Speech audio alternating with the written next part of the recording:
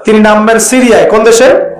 সিরিয়ার দামেস্কে তিনি নামবেন। দুজন ফেরেশতার কাঁধে ভর দিয়ে, তখন তার চুলগুলো দিয়ে টপ টপ করে মুক্তার মতো পানি ঝরতে থাকবে, এমনটা হাদিসে বলা হয়েছে। সুবহানাল্লাহ, সুবহানাল্লাহ। এত এত স্পেসিফিকলি হাদিসে বলা হয়েছে, এটা হবে, এইটা হবে, ওইটা হবে, একদম স্পেসিফিকলি। তারপরে ঈসা আলাইহিস সালাম তিনি যখন ওই মুসলিমদেরকে পেয়ে যাবেন, তিনি তাকে ইমামতি করতে বলা হবে। ঈসা আলাইহিস সালাম বলবেন, না, আমি ইমামতি করতে পারবো না, ইমামতি এই উম্মতের জন্যই করা হয়েছে। বলেন সুবহানাল্লাহ। আমাদের ইমাম ইমামতি করবেন, তিনি পিছনে মুক্তাদি হবেন, একজন নবী মুক্তাদি হবেন, আর ইমাম ইমামতি করবে। চিন্তা করতে পারেন। এরপর নামাজ শেষ হওয়ার পরে বলবেন তিনি, দরজা খুলে দাও, দরজা খুলে দাও। এটার ব্যাখ্যা আমার কাছে মনে হয় হয়তোবা তখন অবরোধ থাকবে, অবরোধটাকে তিনি ভেঙে দিতে বলবেন, হয়তোবা, আল্লাহ ভালো জানেন। দরজা খুলে দাও এর ব্যাখ্যা কি হতে পারে? কিসের দরজা খুলে দাও? কিসের বাঁধন খুলে দাও? নিশ্চয় একটা বাঁধনে মুসলিমদেরকে বেঁধে ফেলা হবে। তিনি ওটার বিরুদ্ধে মুসলিমদেরকে ঝাঁপিয়ে পড়তে বলবেন। তখন দাজ্জালের সাথে দেখা হবে। কোন দাজ্জাল? সত্যিকারের দাজ্জালের সাথে ঈসা আলাইহিস সালামের দেখা হবে, এবং ঈসা আলাইহিস সালামকে দেখা মাত্রই দাজ্জাল গলতে শুরু করবে। কি করবে? গলতে শুরু। লবণ যেমন গলে যায় না তাপ দিলে, এমন করে গলতে শুরু করবে। এবং ঈসা আলাইহিস সালামের নিঃশ্বাসে আল্লাহ পাক একটা অন্যরকম ক্ষমতা দিবেন।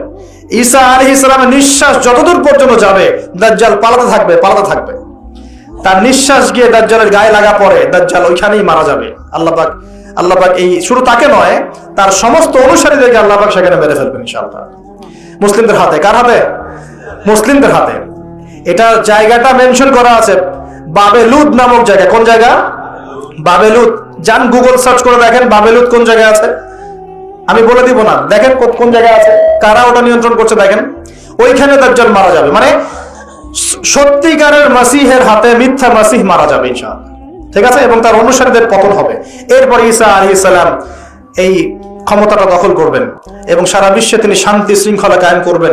একজন ন্যায়পরায়ণ শাসক হবেন ইনশাআল্লাহ তাআলা। এবং তিনি নতুন কোন শরীয়ত নিয়ে আসবেন না, উম্মতে মুহাম্মাদের শরীয়ত কায়েম থাকবে ইনশাআল্লাহ। এরপরে 40 বছর তিনি রাজত্ব করবেন। কত বছর? 40 বছর। এবং তার বিবাহ শাদীও হবে, এবং তার ইন্তেকালও হবে। তাকে দাফন করা হবে নবী মুহাম্মদ সাল্লাল্লাহু আলাইহি ওয়াসাল্লামের ঠিক পাশেই। আল্লাহু আকবার। ঠিক তার পাশেই দাফন করা হবে। এরপরে মানুষ আবারও খারাপ হওয়া শুরু করবে। কেমন খারাপ হবে? আচ্ছা, মাঝখানে একটা কথা বলতে ভুলে গেছে। ঈসা আলাইহিস সালাম দাজ্জালকে মারার পরে আরেকটা প্রজাতি বের হবে, এর নাম ইয়াজুজ আর মাজুজ। নাম শুনেছেন? এই যে এই সূরার মধ্যেই আছে। এই সূরা কাহফের কথা বললাম না? সূরা কাহফের পিছনের দিকে আছে, ইন্না ইয়াজুজ ওয়া মাজুজ মুফসিদুনা ফিল আরদ। যুলকারনাইন বাদশার কথা পড়বেন। তিনি এই যে দেয়াল নির্মাণ করে দিয়েছিলেন লোহা এবং তামা দিয়ে, মনে আছে? পড়েছেন? আচ্ছা, এই ইয়াজুজ আর মাজুজ যখন বের হবে, পৃথিবীর পানি খেয়ে শেষ করে ফেলে দিবে একেবারে। এর এত বেশি হিংস্র হবে যে এদের সাথে লড়াই করার মতো ক্ষমতা কোনো মানুষেরই থাকবে না। এমনকি ঈসা আলাইহিস সালামেরও নয়। ঈসা আলাইহিস সালাম তুর পাহাড়ে চলে যাবেন মুসলিমদেরকে নিয়ে। তুর পাহাড়ের ভিতরে মুসলিমরা সেখানে লুকিয়ে থাকবে। পৃথিবীর মেসাকার অবস্থা হয়ে যাবে, পৃথিবীর পানি খেয়ে শেষ করে ফেলে দিবে, একদম হিংস্র প্রজাতি। তখন ঈসা আলাইহিস সালাম আল্লাহর কাছে দোয়া করবেন, আল্লাহ এই বিভৎস জাতিকে ধ্বংস করো। আল্লাহ রাব্বুল আলামিন তখন ওই ইয়াজুজ আর মাজুজের এই কাঁধে, ঠিক কাঁধের মাঝখানে একটা ভাইরাস জন্ম দিবেন। কি জন্ম দিবেন? ওই যে বলি না মহামারীর ভাইরাস, অমুক ভাইরাস তমুক ভাইরাস, এই ভাইরাস আরো সামনে আছে বাকি এখনো। ওই ভাইরাসে, ওই পোকায়, ওই ব্যাকটেরিয়া বা যেটাই হোক আল্লাহ পাক যাই দিবেন, এতে করে ইয়াজুজ আর মাজুজের পুরো প্রজাতি ধপ করে মারা যাবে। মানে এটা ছোঁয়াচে রোগ হবে। কি রোগ হবে? ছোঁয়াচে। ঠিক যেমন আমরা একটু করোনা দেখলাম না, একজন থেকে আরেকজন, একজন থেকে আরেকজন, এরকম জিনিস চলবে আরো বিশ্বে। আর এখনকার নতুন রিসার্চ হচ্ছে, ওই সাইবেরিয়া অঞ্চলের যে বরফগুলো আছে না, ওর নিচে এই 1 লাখ বছর, 1.5 লাখ বছর, 2 লাখ বছর আগের ভাইরাসগুলো নতুন করে জায়গা শুরু করেছে এখন। হ্যাঁ, এগুলো বিজ্ঞানীরা বলছেন যে এগুলো আবার কোন দিন জানি পৃথিবীতে আত্মপ্রকাশ করা শুরু হয়। সবকিছুই ঘটবে। বিশ্বটার খুব রহস্য আছে, বিশ্বটার অনেক রহস্য আছে। আল্লাহ পাক এগুলো খেলার ছলে সৃষ্টি করেন নাই, পরীক্ষা। লিয়াবলুয়াকুম আইয়ুকুম আহসানু আমালা, আল্লাহ পাক বলেছেন। এরপরে ইয়াজুজ আর মাজুজের সব প্রজাতি মারা যাবে। নবীজি বলছেন জমিনে কোনো জায়গায় ফাঁকা থাকবে না, সমস্ত জায়গাতেই ওদের দেহ পড়ে থাকবে। আল্লাহু আকবার। এরপর ঈসা আলাইহিস সালাম আল্লাহকে বলবেন, আল্লাহ জমিনটাকে পবিত্র করে দাও। আল্লাহ পাক কি করবেন জানেন? বড় বড় নখরওয়ালা, বড় বড় নখ আছে, নখ দেখেছেন?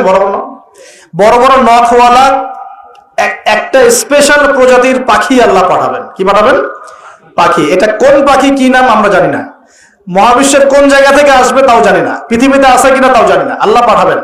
আবাবিল, তয়রন আবাবিল যখন আল্লাহ পাখি পাঠিয়েছিলেন না, ওয়া আরসালা আলাইহিম তয়রন আবাবিল, আসলে ওই পাখির নাম কিন্তু আবাবিল না, আবাবিল মানে হচ্ছে ঝাঁকে ঝাঁকে। তো ওই পাখি কি আর দেখা গেছে? ওই রকম করে পাথরকে নিক্ষেপ করেছে? ঠিক এরকম করে বিশ্ববাসীরা দেখবে একটা ডালিমের নিচে একটা পরিবার আশ্রয় নিতে পারবে। এত স্পেসিফিকলি বলা হয়েছে হাদিসগুলোতে।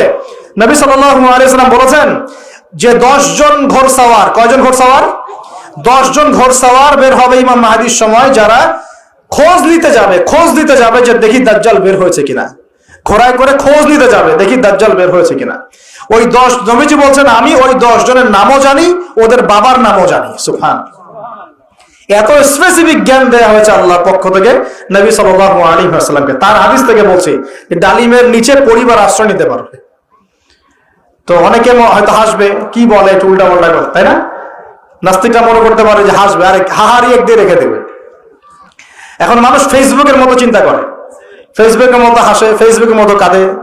মানুষ এখন রোবটিক হয়ে গেছে আর কি। ঠিক আছে? আচ্ছা, তো এরপর কি? এরপরে বরকতের এই সময়টা শেষ হয়ে যাবে কখন? যখন মানুষ আবার সেই জিনা, পাপ, শিরিক, কুফর এগুলোতে লিপ্ত হবে। আল্লাহ রাসূল বলছেন এমন একটা মানুষও বাকি থাকবে না, একটা মানুষও না যে খালি লা ইলাহা ইল্লাল্লাহ কালিমাটা পড়তে জানে, এমন একটা মানুষও বাকি থাকবে না। বলেন নাউজুবিল্লাহ। ওরা হবে এই পৃথিবীর সবচেয়ে নিকৃষ্ট মানুষ। ওদের চেয়ে নিকৃষ্ট কোনো মানুষ এই পৃথিবীতে হবে না। এখনো কি এরকম সময় আসে নাই? এখন কি লা ইলাহা ইল্লাল্লাহ আছে না? আছে, হ্যাঁ, হয়তো তার পূর্ণাঙ্গ প্রয়োগটা নাই, কিন্তু কালিমা তো আছে কিনা? তখন নবীজি বলছেন এমন একটা যুগ আসবে যে লা ইলাহা ইল্লাল্লাহ বলার মতো একটা মানুষ খুঁজে পাওয়া যাবে না। আর মানুষ রাস্তাঘাটে কুকুরের মতো জিনা করবে।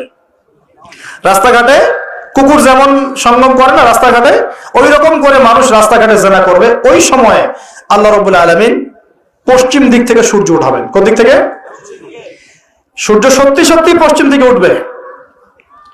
পৃথিবী একদিকে ঘুরছে না এখন, কে জানে আল্লাহ পাক পৃথিবীর ঘূর্ণন থামিয়ে উল্টা দিকে ঘোরাতে পারেন না? অবশ্যই পারেন। আল্লাহ পাকের জন্য এটা খালি বলা, কুন ফায়াকুন, হও হয়ে যাও, ব্যাস। আমি কয়েকদিন আগে রিপোর্ট দেখেছি, পৃথিবীর নিচে কিন্তু আগুনের স্তর আছে। আচ্ছা, জানেন তো পৃথিবীর নিচে আগ্নেয়গিরিগুলো আছে। পৃথিবীর ভিতরে একটা ঘূর্ণন হয়, সেই ঘূর্ণনের দিক পরিবর্তন হচ্ছে দিন দিন, এমনটা রিপোর্ট এসেছে। দেখেন, আপনি ইন্টারনেট ঘাটাঘাটি করেন, দেখেন। আর অনেকে রিপোর্ট করছে যে পৃথিবী আগে যে গতিতে ঘুরতো, এখন পৃথিবীর ঘূর্ণন গতি একটু বেড়ে গেছে। দেখেন রিপোর্ট, দেখেন। ঘূর্ণন গতি বেড়ে যাওয়ার মানে হচ্ছে টাইম দ্রুত পাস করবে। আর শেষ জামানার হাদিস এটাও আছে যে সময় দ্রুত পাস করবে, আছে না? এটা হাদিস আসছে। তো প্রিয় ভাইরা, এই সময় মানুষ খারাপ হওয়া শুরু করার পরে এমন খারাপ হবে আল্লাহর নাম নেওয়ার মতো কোনো মানুষ থাকবে না, আল্লাহ আল্লাহ বলার মতো কোনো মানুষ থাকবে না। তখন পশ্চিম দিক থেকে সূর্য উঠবে। কিভাবে কিয়ামত হবে? নবীজি বলছেন একজন ব্যক্তি পানি খাওয়ার জন্য পাত্রটাকে মুখের সামনে নিবে, পানি গিলতে পারবে না, কিয়ামত হয়ে যাবে। নাউযুবিল্লাহ। ইযা ওয়াকাআতিল ওয়াকিআ লাইসা লিওয়াকাআতিহা কাযিবা আল খারিআতু মাল খারিআ ওয়া মা আদরাকা মাল খারিআ। আছে না? আম্মা ইয়াতাসাআলুন আনিন নাবাইল আযীম। কত সূরা আছে কিয়ামত সংক্রান্ত, পড়ে দেখেন। ইযা যুলজিলাতিল আরদু জিলজালাহা ওয়া আখরাজাতিল আরদু আথকালাহা ইযা আশ-শামসু কুওয়িরাত ওয়া ইযা আন-নুজুমু ইনকাদারাত। এই সূরাগুলো পড়ে দেখেন। আম্মা পারার শেষ পারাটা, যেটা 30তম পারা, এর সূরাগুলো পড়ে দেখেন। কিয়ামত চোখে দেখতে পারবেন ইনশাআল্লাহ। সিংহায় ফুঁক দেওয়া হবে।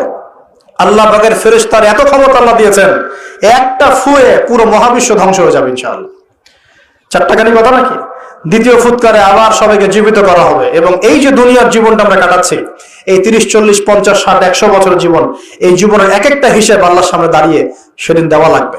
অতএব এই দুনিয়ার জীবনটাতে প্রস্তুতি গ্রহণ করি, 5 ওয়াক্ত নামাজ পড়ি, যাকাত দেই, কালিমা বোঝার চেষ্টা করি, আল্লাহ তাওহীদ শিখি, জানি, বুঝি, নবীর সুন্নাত অনুযায়ী আমল করি, হালাল খাই, পরিবার গড়ি, মানুষকে সৎ কাজের দাওয়াত দেই, অসৎ কাজে নিষেধ করি, ইসলামকে আল্লাহর জমিনে প্রতিষ্ঠা করার চেষ্টা করি। আল্লাহ পাক যা দিয়েছেন, জানমাল, সময়, শ্রম, আল্লাহ পাক যা দিয়েছেন, ক্ষমতা, প্রতিপত্তি, সম্পদ, এগুলোকে আল্লাহর দ্বীনের জন্য ব্যয় করি। ইনশাআল্লাহ দুনিয়া সফল হব, পরকালে সফল হব ইনশাআল্লাহ আযজা ওয়া জাল। আল্লাহ পাক আমাদের সবাইকে সমকালীন ফিতনাগুলো সম্পর্কে সচেতন থাকার তৌফিক দান করুন।